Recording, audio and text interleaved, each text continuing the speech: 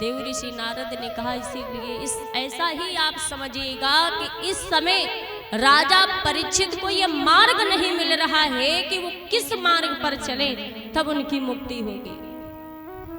परीक्षित जी समझ लीजिए इस समय अंधे हो चुके, उनको कुछ दिखाई नहीं पड़ रहा है। आपको सिर्फ उन्हें मार्ग बताने की जरूरत है, रास्ता दिखाने की जरूरत है कि वे किस रास्ते पर चलेंगे जब उनका उद्धार होगा, उनकी मुक्ति होगी।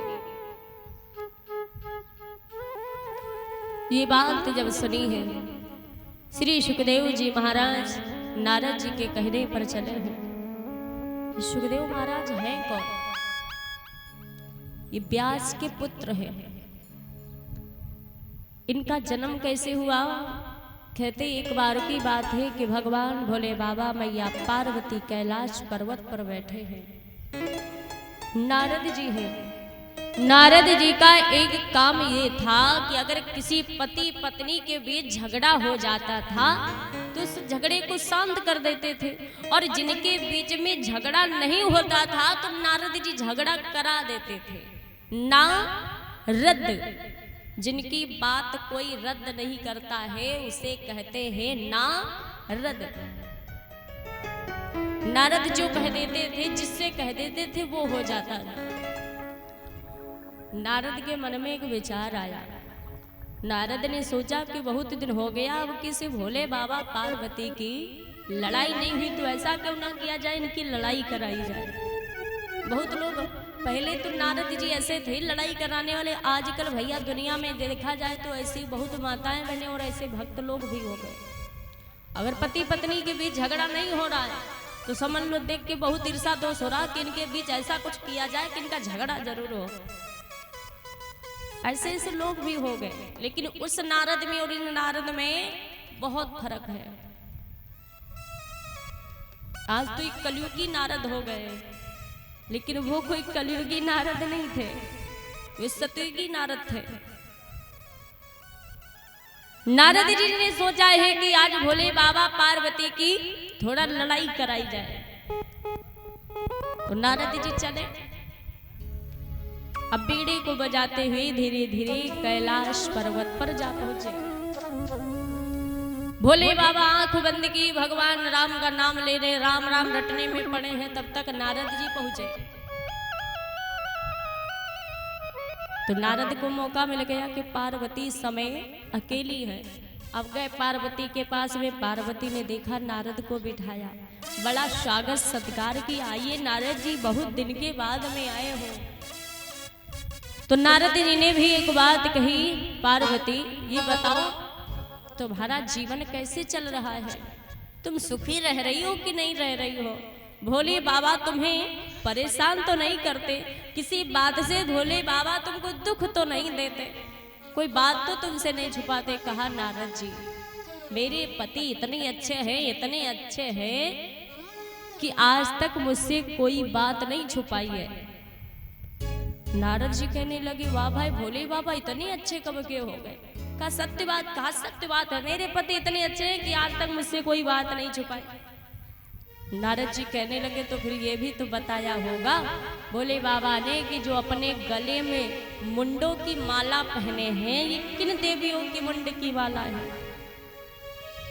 पार्वती कहने लगी क्या देवियों की मुंड की माला? कहा हाँ। अब बड़ा ही क्रोध आया, पार्वती कहने लगी देवियों के मुंड की माला? आज तक ये बात तो मुझे पता ही नहीं थी और ना ही उन्होंने बताई। अब पार्वती से समझ लो आगे लगा दे नारद ने कि कैसे ना कैसे इनकी लड़ाई हो। पार्वती इतना गुस्सा में बैठी कि आओ आज तुम्हारी खबर ले। इतना गुस्सा बैठी, इतना गुस्सा बैठी है पार्वती जी। नारद जी तो आगी लगा करके चले गए। तो भोले बाबा आए थोड़ी देर के बाद। भोले बाबा का रोज का एक काम था कि जब भोले बाबा कहीं से भी घूम घाम के आते थे तो पार्वती अपने ही हाथों से जल ले जाती थी और अपने पति को अपने ही हाथों से पिलाती थी। अब भोले बाबा उस दिन जब आए तो पार्वती ने अपने हाथों से जल पिलाना तो दूर रहा भैया, पूछा भी नहीं। भोले बाबा चुपचाप खड़े, पार्वती मुंह गुब्बारों से फुलाए, खूब गुस्सा बैठी। जब इतना गुस्सा में बैठी देखा, भोले बाबा कहने लगे पार्वती क्या हो गया? अरे रोज तो जब आता था तो मेरे लिए जल लेके खुद अपने हाथों आती थी, पिलाती थी, और आज क्या हो गया? इतना गुस्सा क्या ही बैठी हो? पार्वती कहने लगी आओ आज तुमको हम बताते। बहुत गुस्सा बैठी। भोले बाबा कहने लगे पार्वती क्या आज घर में भी कोई आया था? कहा हाँ नारद जी आए थे। भोले बाबा समझ गए बस हो गया का, नारद जी लड़ाई करा के चले गए। कहा पार्वती तुम्हें क्या हो गया, इतना गुस्सा काहे बैठी हो?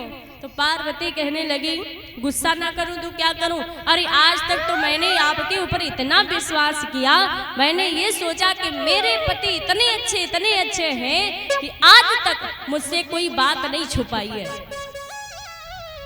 पर तुम्हारी असलियत तो अब मुझे पता चली कि तुम मुझसे चोरी भी करते हो। भोले बाबा कहने लगे काहे की चोरी कर रहे? पार्वती कहने लगी ये बताओ जो अपने गले में जो मुंडों की माला पहने हो ये किन देवियों की मुंड की माला है? भोले बाबा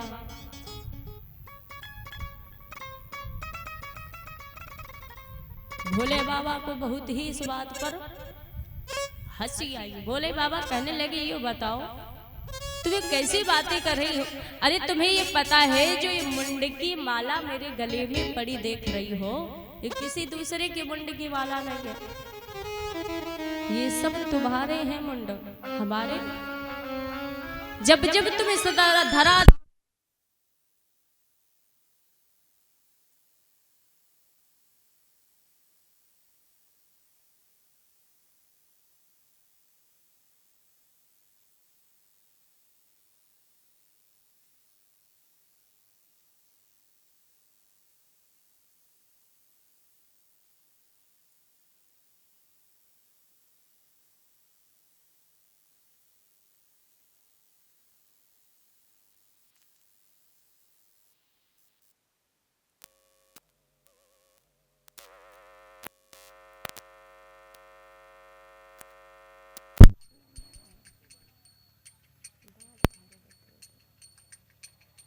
हेलो बोली गोविंद भगवान की जय हो, बोले रामचंद्र भगवान की जय हो। भोले बाबा कहते हैं पार्वती तुम्हें पता है ये किसी और के मुंड नहीं है, सब तुम्हारे। हमारे कहाँ से है? कहा तुम जब जब इस पृथ्वी पर आती रही और जितनी बार मरती रही उतनी बार ये तुम्हारे मुंडों की माला बना बना करके हम गले में पहनते रहे। हम कितनी बार मर चुकी? भोले बाबा कहने लगे 108 बार। तुमसे इतना प्रेम करता तो पार्वती कहने लगी मैं भी तो तुमसे बहुत प्रेम करती हूँ, जरा आप भी बताइए कि आपके मुंड कहाँ है, जल्दी से मैं भी माला बना के पहन लूं। भोले बाबा कहने लगे मेरी माला बना के क्या पहनोगे, हम कभी मरे ही नहीं है, हम 108 बार मर चुकी और आप कभी क्यों नहीं मरे? भोले बाबा ने कहा क्योंकि मैं अमर हूं जो कभी मरता नहीं हूं। क्यों नहीं मरते हो?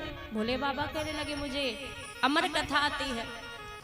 पार्वती कहने लगे वाह भाई कैसे पति हो, जब आपको अमर कथा आती है, आप अमर हैं, कभी आपने हमें नहीं अमर कथा सुनाई जिससे हम भी अमर हो जाते, हम भी कभी ना मरते।